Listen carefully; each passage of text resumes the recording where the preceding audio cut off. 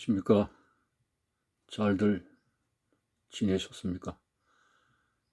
4월 22일 목요일 새벽 말씀을 올리겠습니다. 본문 말씀은 요한복음 8장 12절 한 절입니다. 예수께서 또 말씀하여 이르시되 나는 세상의 빛이니 나를 따르는 자는 어둠에 다니지 아니하고 생명의 빛을 얻으리라. 아멘. 창세기 1장에 보면 천지 만물을 창조하시기 전에 하나님께서 어둠과 혼돈의 태초의 모습에서 말씀으로 빛을 먼저 만드셨습니다. 빛이 있으라. 오늘 하나님께서 빛으로 가득한 아름다운 세상이 만들어졌습니다.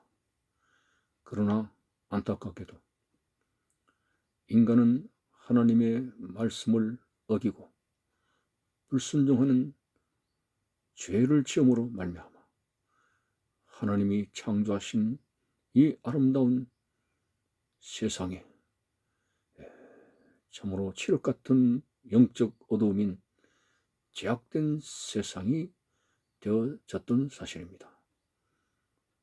하나님께서 불순종한 아담을 향해서 너는 흑이니 흑으로 돌아가라고 죽음의 형벌까지 나타나게 되었습니다.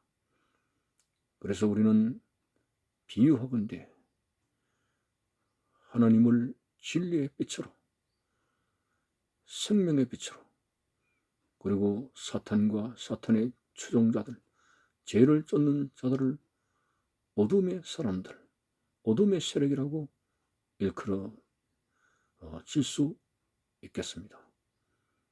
그래서 오늘 우리는 특별히 오늘날은 밤과 같은 세상이라고 하는 것은 죄악이 그만큼 관영한 시대라고 하는 것입니다.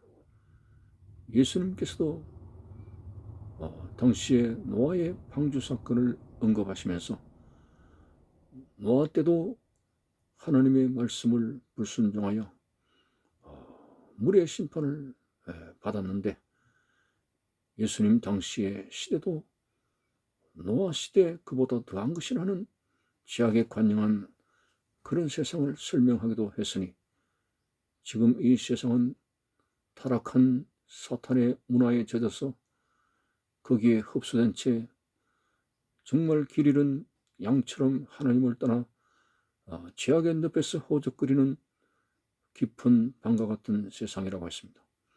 그래서 오늘 우리는 우려되는 이 세상을 보면서 오늘 본문 말씀을 다시 한번 읽어드리겠습니다. 예수께서 또 말씀하여 이르시되 나는 세상의 빛이니 나를 따르는 자는 어둠에 다니지 아니하고 생명의 빛을 얻으리라. 예수님이 생명의 빛이라고 했습니다. 그리고 예수님을 따라가는 사람들도 생명의 빛을 얻는다고 했습니다. 예를 들어서 모세가 시내산에서 하나님 앞에 계명을 얻기 위해서 40일 동안 하나님과 함께하며 기도했습니다. 그리고 그 후에 하산하게 됐을 때 백성들이 모세의 얼굴을 보고 두려워했습니다. 왜? 빛이 되신 하나님과 함께하는 40일 동안에 모세의 얼굴마저도 환한 빛을 가지게 되었다고 하는 것입니다. 저 스데반 집사도 마지막 순교 때에 얼굴이 천사의 모습처럼 빛을 가지게 되었습니다.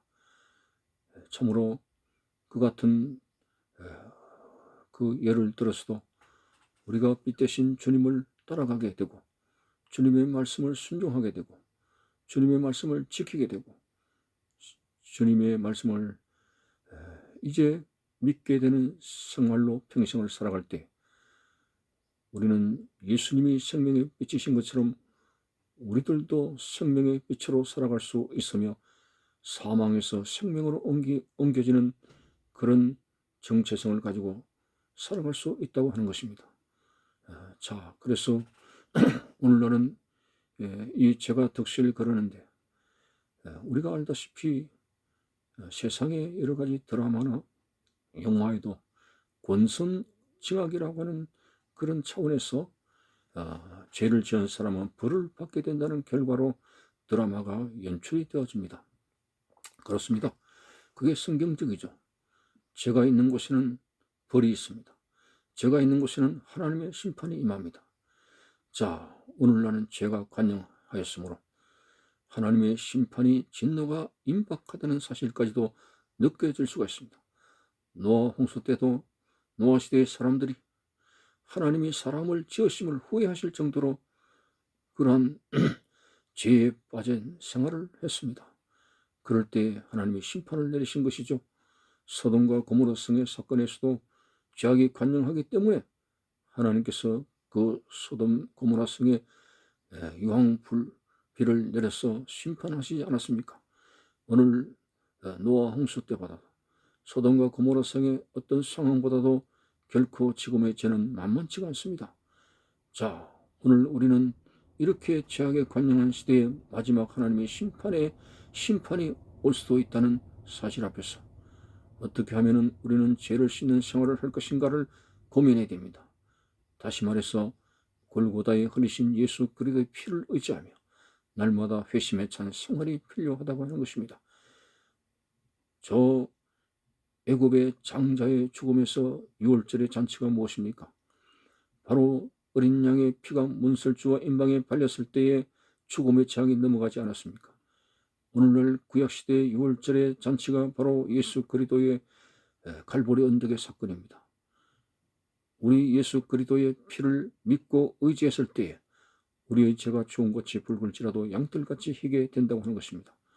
이 죄악에 관영한 시대에 우리가 무슨 힘을 가지고 지구력이나 인내를 가지고 그리고 우리의 도덕적인 성품을 가지고 타락한 죄악의 속성을 이길 수가 없습니다. 기도와 말씀의 은혜에 의해 가지고 성령의 내적 역사하신 도우심으로 말미암아 죄를 이기며 또 예수 그리스도의 피로서 피를 믿음으로 죄를 씻는 이 생활을 말미암아 칭히 다시 말해서 어렵다 함을 받는 생활에서 우리는 이 죄를 벗어날 수 있는 생활이 될 수가 있습니다. 자력으로 안 된다는 것입니다. 주님의 피로 가능한 것이고 성령의 능력으로 가능한 것이기 때문에 어쨌든 이 죄를 상징하는 이 어두움에서 벗어나는 것은 빛 대신 예수님, 생명의 빛 대신 예수님을 열심으로 따라가는 것만이 죄를 타개할 수 있는 길이고 죄를 벗어날 수 있는 길입니다. 주의 말씀은 내 발의 등불이요 내가 가는 길의 빛입니다. 참으로 우리는 하나님의 말씀의 빛 안에 거하는 생활이 되어야 됩니다. 그 말씀을 즐거워하는 생활이 되어야 됩니다. 그것이 바로 시편 1편에서 말하는 복된 자의 바른 의미입니다. 복 있는 사람은 악인의 꾀를 따르지 아니하고 죄인의 길에 서지 아니하며 오만한 자의 자리에 앉지 아니하고 오직 여호와의 율법, 그러니까 말씀이죠. 말씀을 즐거워하고 그 말씀을 밤낮으로 묵상하는 자라다 했으니 하나님의 말씀에 거하는 자, 빛 대신 하나님의 말씀에 거하게 될 때에 성령의 능력으로 하나님의 말씀에 거하는 생활을 하게 될 때에 우리는 어둠의 그런 죄악된 세력을 이길 수 있고 믿음의 바른 믿음에 거할 수가 있다고 하는 것입니다. 참으로 오늘 여러 가지 역병이나 모든 환란의 원인이 바로 인간이 매연처럼 쏟아내는 죄 때문에 그렇습니다. 참으로 죄가 관영한 곳에는 하나님의 심판이 있습니다만 그 심판과 진노로부터 우리를 건지시는 예수 그리스도의 피, 갈보리 언덕에서 속죄의 제물이 되신 대속의 제물이 되신 우리 예수 그리스도의 피를 주목하고 그리고 그 말씀 빛 대신 하나님의 말씀 안에 거하게 될 때 참으로 예수님은 어떤 분입니까? 베드로가 말한 대로 주는 그리스도시요 살아계신 하나님의 아들입니다. 확실한 신앙 고백을 해야 됩니다. 확실한 믿음을 가져야 됩니다. 이 죄로 인해서 참으로 사탄 마귀가 우는 사자처럼 우리를 삼키려고 하는 이때 확실한 견고한 예수의 피를 의지하고 말씀을 의지하는 믿음 가운데 굳게 서서 우리는 나약하지만은 예수의 피를 의지함으로 말미암아 씻음 받는 생활이 되어지게 되고 우리는 불의하지만은 우리는 죄악의 늪에서 허우적거리지만은 예수 그리스도의 피의 능력을 의지한 채 사탄 마귀 죄를 짓게 하는 사탄 마귀를 물리치고 일곱 길로 사탄 마귀를 쫓아내며 승리하는 생활을 할 수가 있습니다. 참으로 우리는 이 시대에 예수님을 따라가는 것만이 최선의 길입니다. 예수 잘 믿는 것이 최고의 행복입니다. 참으로 베드로처럼 멀찌감치 예수님 앞에서 멀찌감치 따라가다가는 사탄이 그 갭에 들어올 수가 있습니다.